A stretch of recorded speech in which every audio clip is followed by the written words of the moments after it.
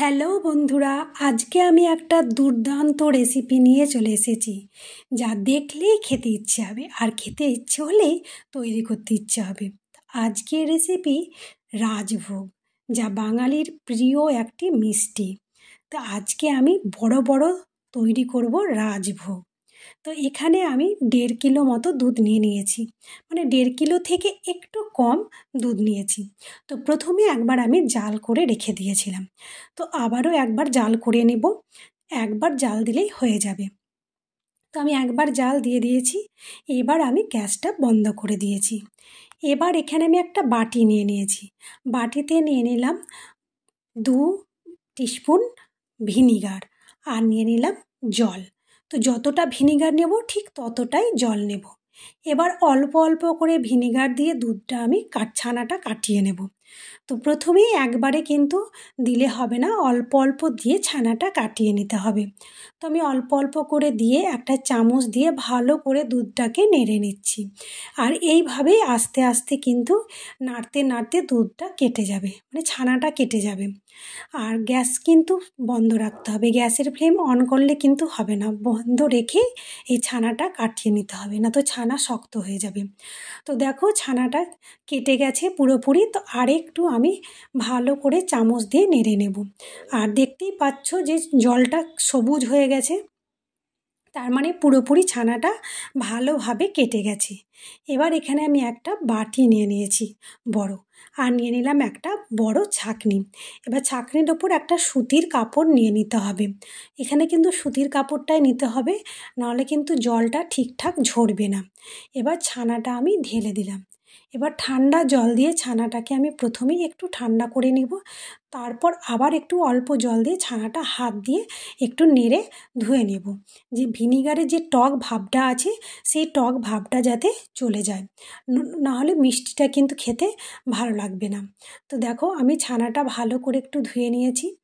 এবার কিন্তু জোর হাতে বা চাপ দিয়ে কিন্তু জল নিংড়ে বের করলে হবে না, হালকা হাতে একটু চাপ দিয়ে প্রথমে জলটা বের করে নেব, তারপরে ছাঁকনির মধ্যেই রেখে দেব, পুরোপুরি যাতে জলটা নিজে নিজেই ঝরে যায়। মিষ্টির দোকানে দেখবে ছানা ফাটিয়ে ভালো করে ছানাটাকে কিন্তু একটা উঁচু জায়গায় টাঙিয়ে রেখে দেয়, নিজে নিজেই কিন্তু পুরো জল ঝরে যায়। এবার ছানার জল ঝরে গেছে, এবার ছানাটাকে আমি একটা বড় থালার মধ্যে নিয়ে নিয়েছি।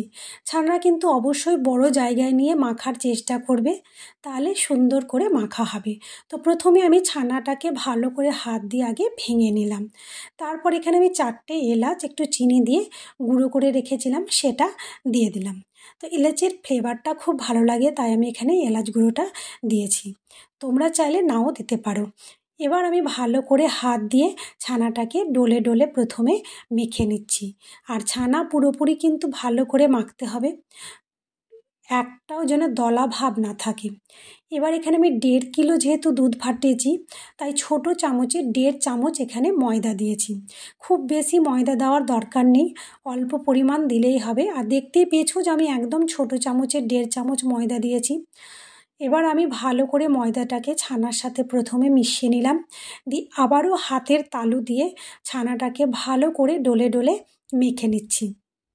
তবে খুব শক্তি দিয়ে মাখার দরকার নেই, না তো ছানাতে যে ফ্যাট থাকে মাখার সময় দেখবি অতিরিক্ত শক্তি দিলে ওই একটা ঘিয়ের মতো তেলটা বেরিয়ে আসে, ঘিটা বেরিয়ে যায়, তাহলে কিন্তু মিষ্টিটা পুরো মানে ড্রাই হয়ে যায়, শক্ত ভাব হয়ে যাবে মিষ্টিটা যখন তৈরি হবে, খেতে ভালো লাগবে না।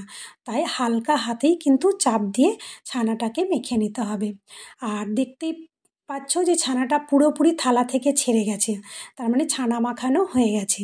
এবার এখানে আমি একটা একটা করে বল কেটে নিচ্ছি। তো আজকে আমি বড় বড় সাইজে রাজভোগ করব, আর রাজভোগ মানেই হচ্ছে কিন্তু একটু বড় বড় সাইজ, নাহলে কিন্তু দেখতে বেশ ভালো লাগে না রাজভোগ। তো আমি এখানে 1.5 কিলো দুধের ছানাতে মোট 11 পিস ছানার বল কেটে নিয়েছি।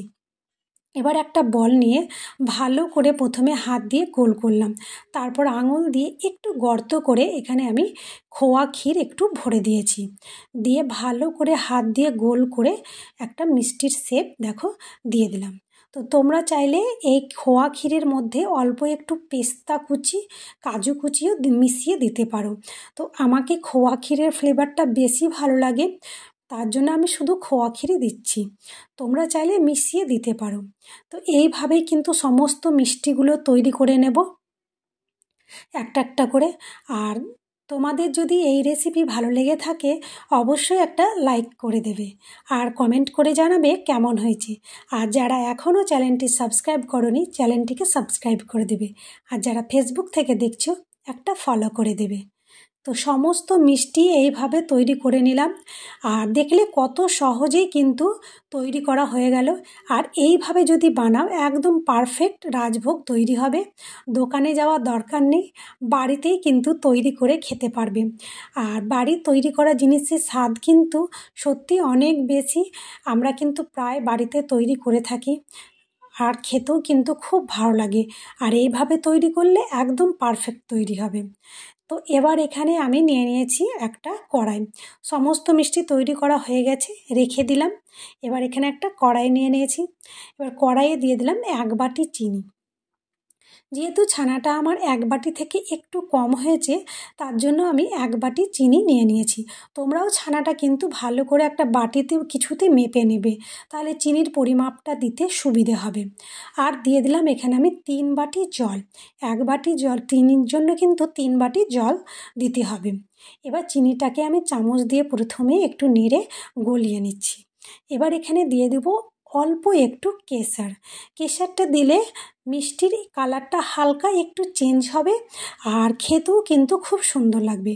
আর তোমরা যদি মিষ্টির কালারটা পুরোপুরি চেঞ্জ চাও তাহলে জলের মধ্যে আগে থেকে কেশরটাকে ভালো করে ভিজিয়ে রেখে দেবে আর একটু বেশি পরিমাণ কেশরটা দেবে। দিয়ে ওই জলটা পুরোপুরি এই শিরার মধ্যে দিয়ে দিবে, দেখবে কালার অনেকটা চেঞ্জ হয়ে যাবে। যেহেতু আমি অল্প দিয়েছি আর আমি খুব কালারের জন্য দিইনি। তো পুরোপুরি চিনির শিরাটাকে দেখো একদম ভালো করে ফুটিয়ে নিয়েছিলাম ভালো করে। তারপর একটা একটা করে ছানার বলগুলো দিয়ে দিচ্ছি। একসাথে দিলে হবে না, একসাথে দিলে কিন্তু মানে জলের টেম্পারেচারটা কমে যাবে, তখন ফোটা বন্ধ হয়ে যাবে। তাই যাতে জলটা মানে শিরাটা ঠিকঠাক ফোটে তার জন্য একটা একটা করে মিষ্টিগুলো দিতে হবে। তো আমি একটা একটা করে বলগুলো দিয়ে দিলাম। আর শিরাটা দেখো ঠিকঠাক একদম ভালোভাবে ফুটছে। এবার ঢাকা দিয়ে দেব।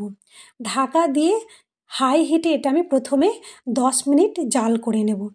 আর দেখো জাল করছি আর দেখতেই পাচ্ছ যে মিষ্টিগুলো ফুলে কতটা বড় হয়ে গেছে। এই মিষ্টিগুলো এক একটা পিসের দাম 15 টাকা করে দোকানে পড়বে বন্ধুরা। আর বাড়িতে যদি তৈরি করে খাওয়া হয় অল্প খরচেই কিন্তু একটু হয়তো খাটনি হবে, খেতেও খুব সুন্দর হবে। তো ঢাকাটা উঠিয়ে আমি একটু নেড়ে দিচ্ছি। আর খুব হালকা হাতে কিন্তু নাড়তে হবে, না তো মিষ্টি ভেঙে যেতে পারে। তো দেখো চামচের পিছন দিক দিয়ে হালকা করে আমি করে দিচ্ছি, মানে যখন এই রসগোল্লা রাজভোগগুলো ফুটবে তখন এই ধারে গিয়ে সব লেগে যাবে, তার জন্য ধার থেকে মধ্যে একটু আমি এনে নিচ্ছি। আর এত বড় কড়াইয়ে করছি, তাও কড়াই মনে হচ্ছে এখন ছোটো হয়ে গেল। মিষ্টিগুলো ফুলে এতটাই বড় হয়ে গেছে যে এখন জায়গা ছোট, তো এটা আরও বড় হবে। তো আবারও আমি ঢাকা দিয়ে দিলাম। তো আবারও আমি 10 মিনিট হাই হিটে জাল করে নেব। প্রথমে 10 মিনিট, আবারও 10 মিনিট হাই হিটে জাল করব। আর মিষ্টিগুলো দেখতে এত সুন্দর লাগছে যে দেখেই কিন্তু খেতে ইচ্ছে করছে। আর যে দেখবে তারই কিন্তু খেতে ইচ্ছে করবে। আর বড় বড় সাইজের রাজভোগ দেখলেই কিন্তু জিভে জল চলে আসে। আর বাঙালিদের তো ভীষণ প্রিয় এই মিষ্টি, কি বলবো, বাঙালিরা রাজভোগ খেতে ভীষণ ভালোবাসে। তো আমরাও ভীষণ ভালোবাসি। তো দেখো ভালো করে মিষ্টিগুলোকে আমি ফুটিয়ে নিচ্ছি, জাল করে নিচ্ছি। আর মিষ্টিগুলো ফুলে কতটা বড় হয়ে গেছে। তো এখানে আমি টোটাল 35 মিনিট লাগলো মিষ্টিটা তৈরি করতে, মানে লেগেছে। তো প্রথমে 10 মিনিট হাই হিটে, তারপর 10 মিনিট হাই হিটে, তারপর আমি কিন্তু মিডিয়াম হিটে রেখে 15 মিনিট জাল করে নেব মিষ্টিটা। তো আবারও ঢাকাটা উঠিয়ে দিলাম। এবার দেখতে পাচ্ছ যে মিষ্টিগুলো কতটা বড় হয়ে গেছে।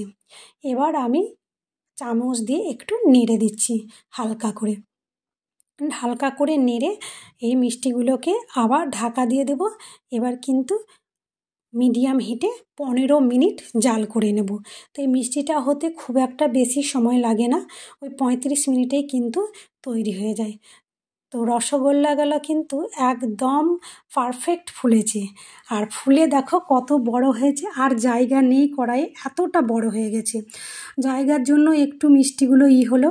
তো মিষ্টি তৈরি হয়ে গেছে বন্ধুরা, বড় বড় সাইজের রাজভোগ। তো এখন গরম আছে, এত নরম, তাই বাটিতে তুলছি, তাই একটু হালকা চ্যাপ্টা লাগছে, পরে কিন্তু ঠিক হয়ে যাবে। তো তোমরা বাড়িতে অবশ্যই বানিয়ে খাবে, আর খেয়ে এর স্বাদ ভুলতে পারবে না বন্ধুরা। একবার যদি খাও তাহলে বারবার কিন্তু খেতে ইচ্ছে করবে বানিয়ে, সত্যি বলছি। আর আমি কথা দিচ্ছি যে একবার বানিয়ে খেলে আবার খেতে ইচ্ছা করবে। আর একদম এইভাবে বানালে পারফেক্ট মানে রাজভোগ তৈরি হবে। তো তোমরা অবশ্যই বাড়িতে বানিয়ে খাবে।